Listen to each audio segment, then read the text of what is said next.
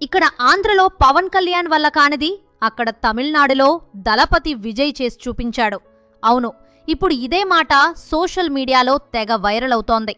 పవన్ కళ్యాణ్ తన మొదటి ఎన్నికల్లో 2 చోట్ల ఓడిపోతే మన దళపతి మాత్రం మొదటి ప్రయత్నంలోనే ఏకంగా సెంచరీ కొట్టి తమిళనాడు రాజకీయ కోటలను బద్దలు కొట్టేసి సింగిల్ కింగ్గా అవతరించాడు.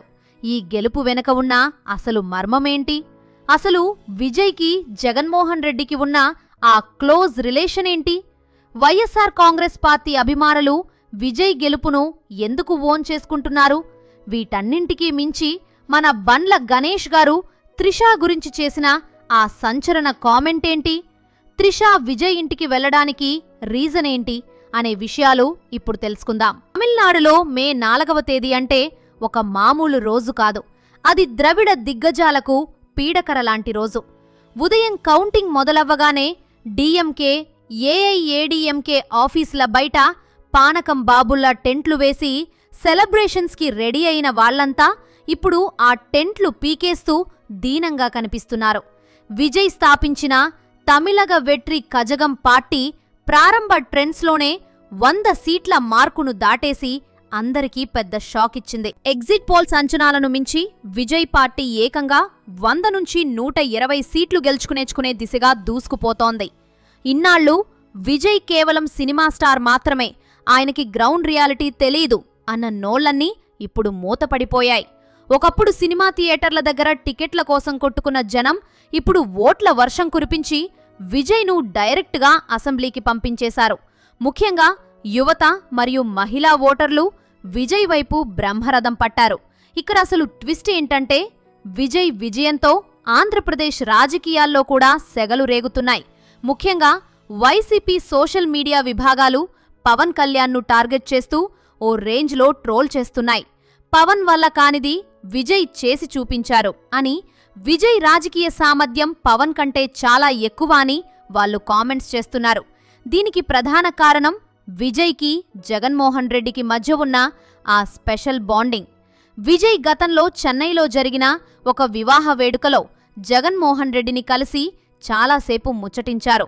ఆ ఫోటోలు ఇప్పుడు సోషల్ మీడియాలో విపరీతంగా వైరల్ అవుతున్నాయి. జగన్ గారి లక్కీ హ్యాండ్ విజయ్కి తగిలిందని, అందుకే ఆయనకి ఈ రేంజ్లో విజయం దక్కిందని వైసీపీ అభిమానులు తెగ సంబరపడిపోతున్నారు. విజయ్ ప్రచార శైలిని గమనిస్తే ఆయన పూర్తిగా జగన్మోహన్ రెడ్డి స్టైల్ను కాపీ కొట్టినట్లా అనిపిస్తుంది. జగన్లాగే తెల్లటి షర్టు, బ్రౌన్ కలర్ ప్యాంటు వేసుకోవటం నుండి ప్రజలతో నేరుగా మమేకమవ్వటం వరకు అంతా జగన్ మార్క్ అనిపిస్తోంది. దీని వెనుక ఉన్న అసలు మాస్టర్ మైండ్ ఎవరో తెలుసా?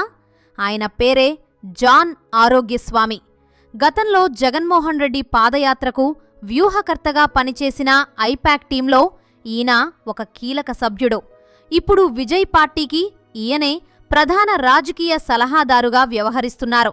అందుకే విజయ్ తన మేనిఫెస్టోలో కూడా జగన్ గారి నవరత్నాల తరహాలోనే మహిళలకు నెలకు 2500 రూపాయల ఆర్థిక సాయం, ఉచిత ఎల్పీజీ సిలిండర్లు, పేద విద్యార్థులకు విద్యా సాయం వంటి భారీ సంక్షేమ పథకాలను ప్రకటించారు. మీరెప్పుడైనా గమనించారా? ఇక్కడ ఆంధ్రలో ఓడిపోయిన వ్యూహాలు అక్కడ తమిళనాడులో ఎలా సక్సెస్ అవుతున్నాయో.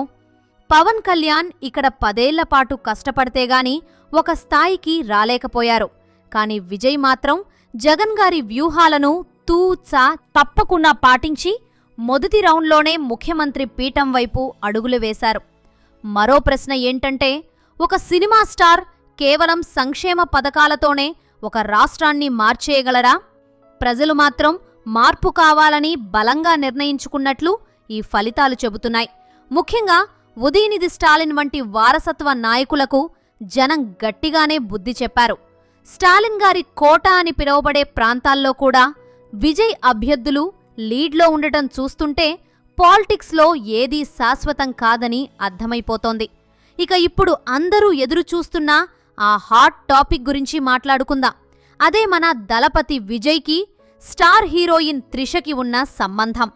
వీరిద్దరి మధ్య ఏదో సీక్రెట్ రిలేషన్ ఉందని గతంలో ఎన్నో వార్తలు వచ్చాయి. త్రిష కూడా విజయ్ పార్టీ కోసం తెర వెనుక గట్టిగానే వర్క్ చేసినట్లు పొలిటికల్ సర్కిల్స్లో గుసగుసలు వినిపిస్తున్నాయి. విజయ్ విజయాన్ని అలాగే తన బర్త్డేని సెలబ్రేట్ చేసుకుంటూ త్రిష తిరుమల శ్రీవారిని దర్శించుకోవడం ఇప్పుడిప్పుడు చర్చనీయాంశంగా మారింది. ఈ తరుణంలోనే మన block buster producer Bandla Ganesh గారు ఒక వింత కామెంట్ చేశారు. ఆ వెంకటేశ్వర స్వామి ఆశీస్సులతో నీ కల నిజమవుతున్నందుకు అభినందనలు త్రిష అని ఆయన అన్నారు. ఇంతకీ త్రిష కన్న ఆ కల ఏంటి? బండ్లన్న కామెంట్లో ఉన్న అంతరార్థం ఏమైయుంటుంది? రాజకీయ విశ్లేషకుల ప్రకారం విజయ్ ముఖ్యమంత్రి అయితే ఆయన క్యాబినెట్లో త్రిషకు ఏదైనా కీలక పదవి లేదా కనీసం ఒక గౌరవప్రదమైన పొజిషన్ ఇవ్వొచ్చనే టాక్ నడుస్తోంది. త్రిష కేవలం ఒక నటిగానే కాకుండా విజయ్ రాజకీయ ప్రస్థానంలో ఒక రాణిలా ఉండాలని కలలు కంటోందని, ఆ కల ఇప్పుడు నెరవేరబోతోందని బండ్లన్న సెటైరికల్గా అన్నట్టు తెలుస్తోంది. అంటే విజయ్ ముఖ్యమంత్రి అయితే త్రిష పవర్ఫుల్ పర్సన్గా మారుతుందన్నమాట. ఈ ఊహాగానాలు ఎంతవరకు నిజమో తెలీదు కానీ సోషల్ మీడియాలో మాత్రం త్రిష ఫోటోలు, బండ్ల గణేష్ కామెంట్స్ మీమ్స్తో నిండిపోయాయి. ఇక త్రిష తిరుమలకి వెళ్ళి అక్కడ్నుంచి నేరుగా విజయ్ ఇంటికి వెళ్ళి అక్కడ లడ్డూ ప్రసాదం ఇచ్చిందని తెలిసింది. ఇదిలా ఉంటే తమిళనాడు రాజకీయాల్లో వారసత్వానికి, అవినీతికి వ్యతిరేకంగా విజయ్ చేసిన పోరాటం ప్రజలకు బాగా నచ్చింది. ముఖ్యంగా 2026 ఎన్నికల్లో విజయ్ ఒంటరిగానే పోటీ చేస్తానని ప్రకటించి ఏ పార్టీతోనూ పొత్తు పెట్టుకోకుండా తన సత్తా చాటాడు. ఇది పవన్ కళ్యాణ్ గారికి ఒక పాఠం లాంటిదని కొందరు విమర్శిస్తున్నారు. ఎందుకంటే పవన్ ప్రతిసారి పొత్తుల మీద ఆధారపడుతుంటే విజయ్ మాత్రం నేను సింహంలాగా వస్తాను, ఒంటరిగానే గెలుస్తాను అని చెప్పినట్లుగానే సాధించి చూపించాడు.